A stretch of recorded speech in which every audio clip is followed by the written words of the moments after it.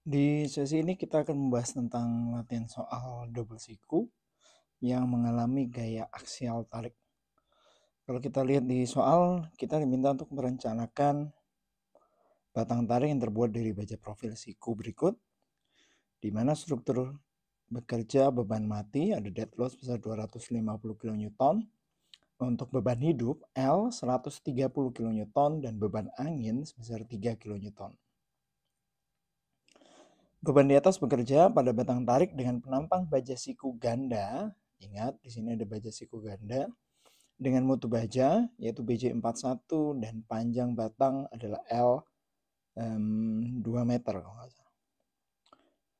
Rencanakan dimensi batang tarik tersebut berdasarkan metode LRFD SNI 1729/2020 dan kondisi diameter baut nominal DN ada 15 mili dan jumlah baut terpasang ada sebanyak 3.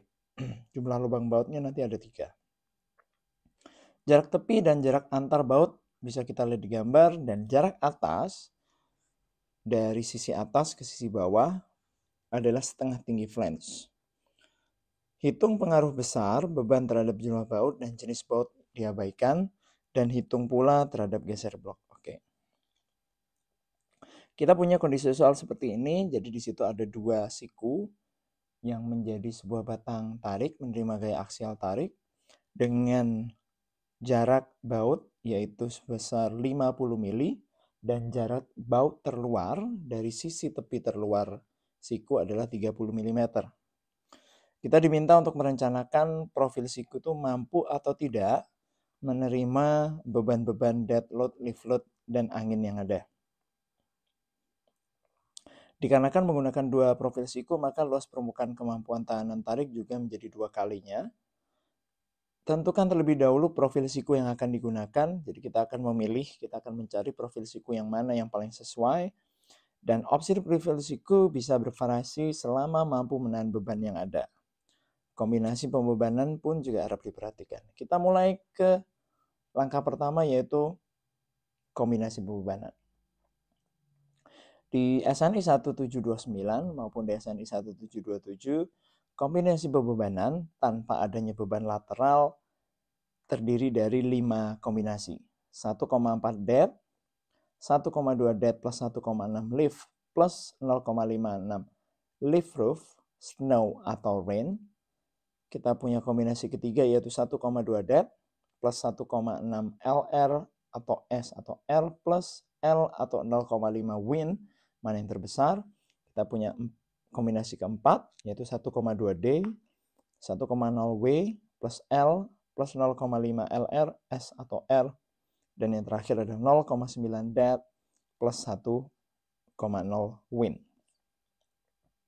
Untuk bisa mendapatkan beban ultimate, total beban ultimate yang ada, maka kombinasi pembebanan yang ada harus kita inputkan variabel-variabel yang kita miliki.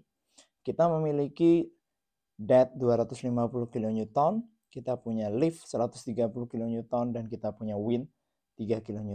Dari hasil input yang ada, kita dapatkan nilai terbesar dari kelima kombinasi pembebanan yang ada, yaitu kombinasi pembebanan yang kedua, yaitu sebesar 508 kN. Maka nilai ini akan menjadi nilai ultimate kita atau beban ultimate yang ada.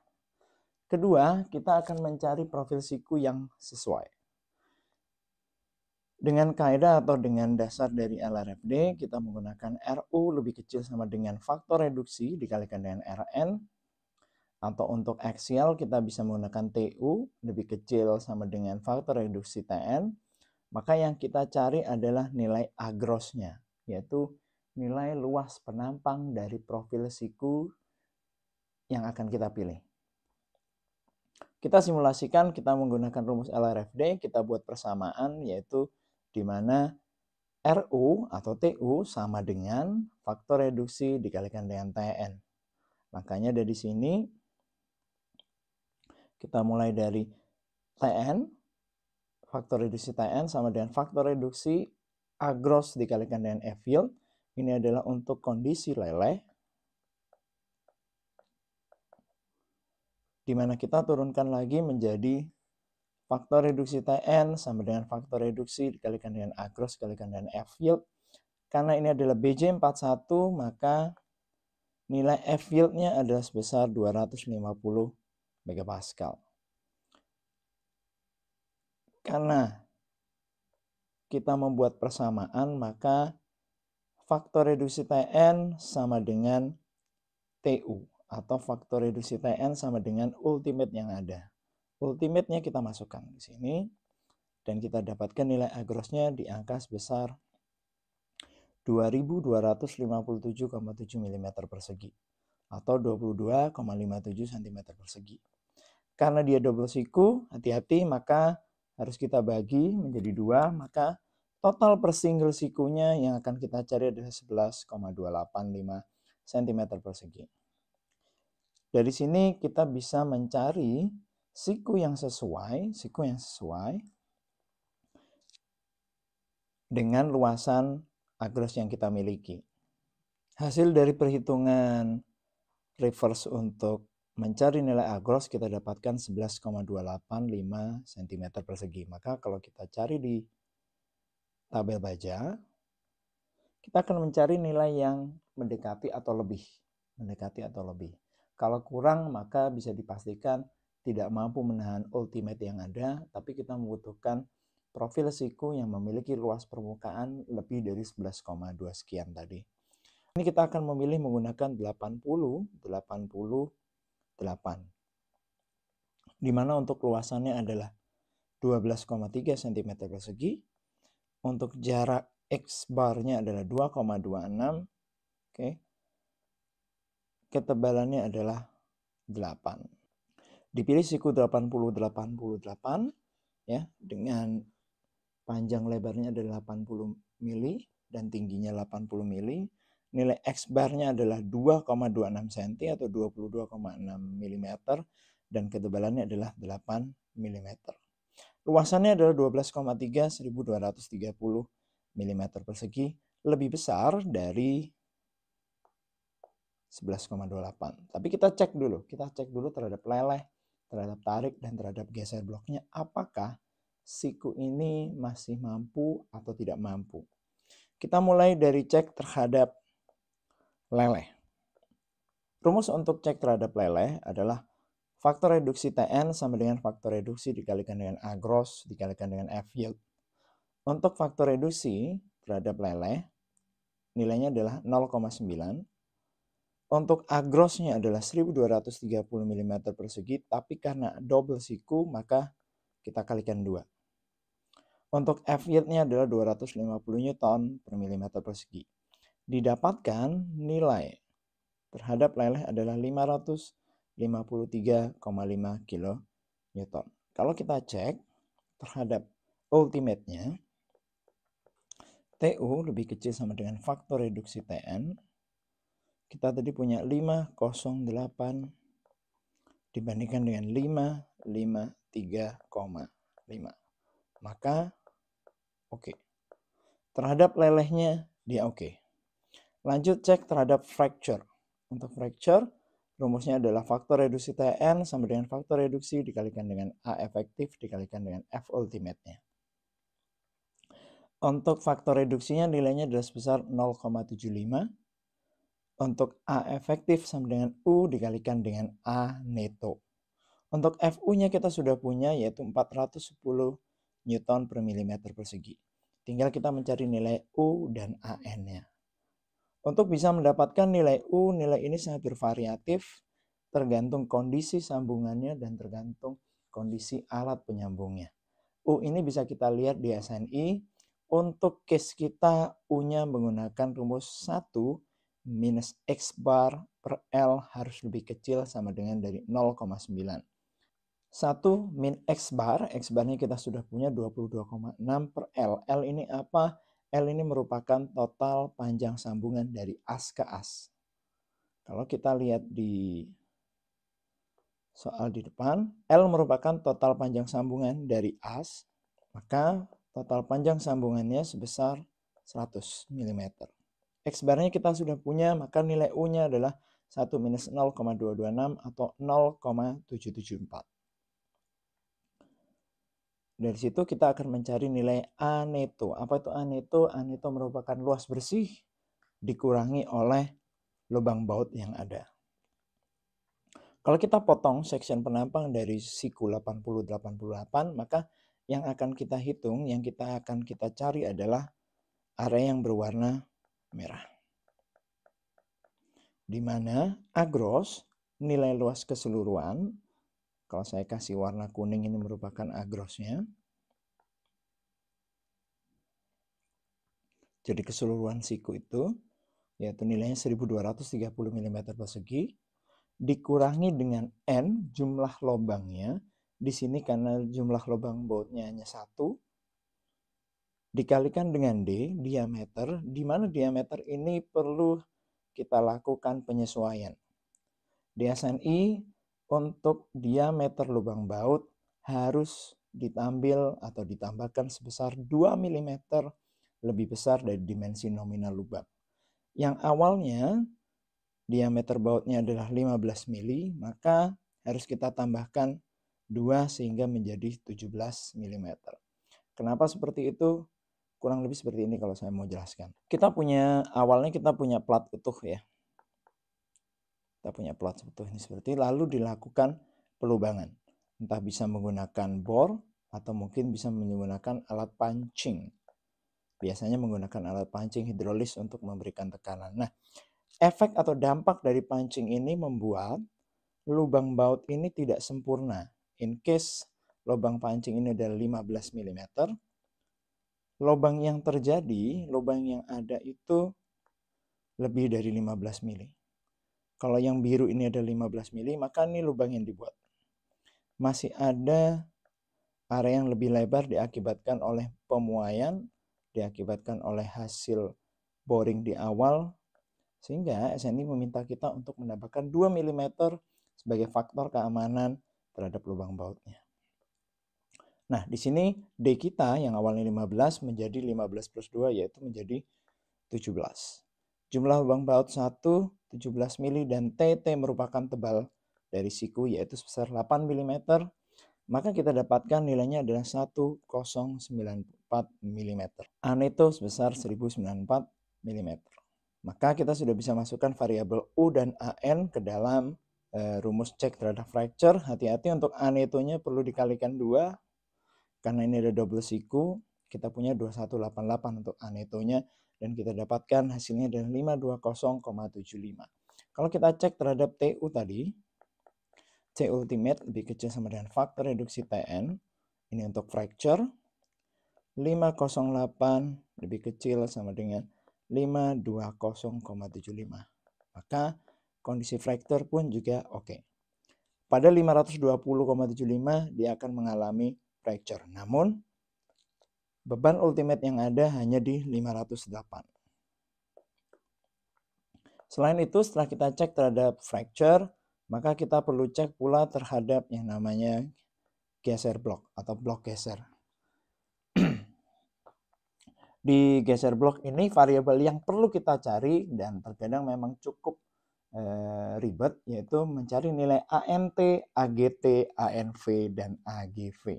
Apa itu ANT? ANT merupakan luas bersih yang menahan tarik. AGT adalah luas kotor yang menahan tarik. Jadi A neto tension, A gross tension, lalu luas bersih yang menahan geser, A neto untuk geser, dan AGV luas kotor yang menahan geser. Untuk mempermudah Anda mengenali apa itu ANT, AGT, ANV, dan AGV, bisa Anda lihat di layar, ataupun nanti outline ini bisa Anda unduh dari Elitak. Di sini bisa kita lihat untuk ANT merupakan jarak bersih yang berwarna orange. Kalau kita lihat yang berwarna orange, yang saya bundari sekarang, ini adalah luasan ANT. Untuk merah, ini untuk AGT. Yang warna hijau muda ini adalah AGV, sedangkan untuk ANV penjumlahan dari 1, 2, 3. Kuning ini adalah lubang bautnya. Kuning adalah lubang baut yang tidak kita hitung. Kita mulai untuk menghitung. AGV sama dengan 130 mili dikalikan 8. Apa itu 130 mili? Oke, kita cek ke kondisi geser blok. Geser blok yang sering terjadi adalah diakibatkan oleh lepasnya area, diakibatkan oleh jumlah atau diakibatkan adanya lubang baut. Sehingga area yang mengalami geser blok adalah area yang berwarna biru ini.